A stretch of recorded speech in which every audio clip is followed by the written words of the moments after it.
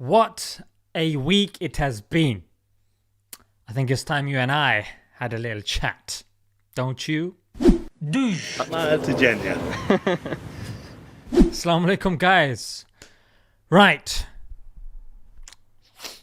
Left. All around. We have been absolutely immersed in celebrity stories. I think this week we have seen the age-old Roman saying, bread and circuses, being embodied by our mainstream media. It's like the political way of saying, shut it and finish watching the movie, yeah? So the main story that's been dominating the UK press is the court case of Pirates of the Caribbean actor Johnny Depp and his ex-wife, Aquaman actress Amber Heard. It was literally front page after front page. One absurd story after another. You're somebody that must be watching pornography. Now don't get me wrong.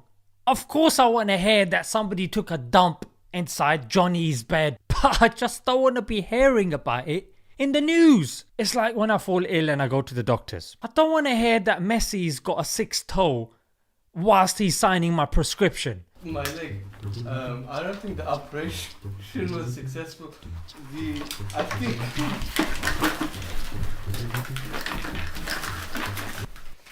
I will send this in the mail. Next patient, Catherine. Yeah, but I've healed him. He is cured. Just do what you're supposed to be. I'm vulnerable, mate. Yeah, I'm not well. I want you to help me, mate. So just ignore my problem. Prescribe me some painkillers. Tell me to have some bed rest and send me on my way. I call this paracetamol. Paracetamol. Oh, is that gonna... That's gonna solve it. That's gonna solve it. There we go. Has it worked? Let's not mess with the way nature has intended these things, yeah? And on social media, the affair of Will Smith's wife is the talk of the town. Day after day, that story is trending with one revelation after another. And of course the mainstream media has jumped on that bandwagon as well. Yay! And might I add, ha! If they're not too busy reporting about Princess Diana's ghost.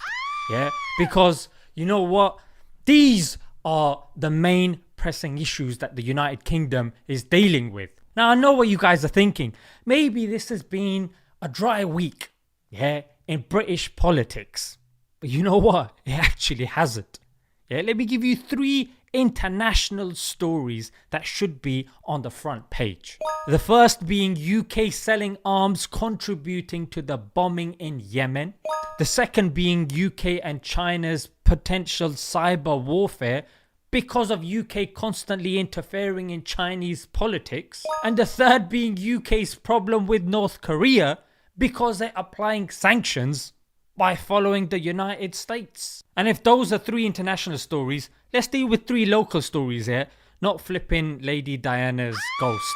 Like number 1, you've got 2 political associates being done for paedophilia. One is a ex-Labour associate, and another one is a Conservative associate.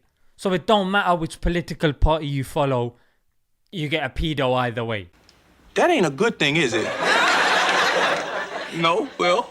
Number 2, there was a story of a policeman being linked to a far-right terrorist organisation, and that then revealed hundreds of police officers who have broken the law and have still been accepted to be the protectors of our society, mate. And the third being the government lying about corona testing figures and of course still downplaying its inadequate response. Whether we like it or not, the media will continue force feeding us these celeb stories. Why? Because these stories actually provide a good distraction from the stuff that actually matters, like stories to do with education, our health, the economy, where once we had journalists like John Pilger who would write exposés and actually give us useful stories. We now have journalists that are pretty much illegitimate children of these politicians. And if we are too busy in these parasocial relationships, which is like a one-sided relationship where one person exerts all the energy and the other person doesn't even know they exist. Like people who follow these footballers or these celebrities where, I mean, you got posters and you've memorized the lines, but I mean, they don't even know that you exist. And of course, it sells more papers. It's like a symbiotic relationship between the papers and the celebrities. The papers help the celebrities out and the celebrities help the papers out. And in 2013, there was a really good study done by Mina Sikara, and she found out that people actually find joy and pleasure from hearing about the misery of successful people. So either way, whether we like it or not, these stories will continue. And if you are to find stories that are actually useful to you, you might have to dig a little deeper and not rely on mainstream news apps like Sky and BBC.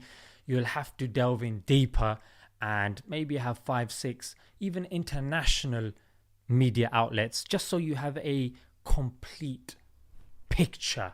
Alright guys, let's leave it there until next time. Assalamu alaikum.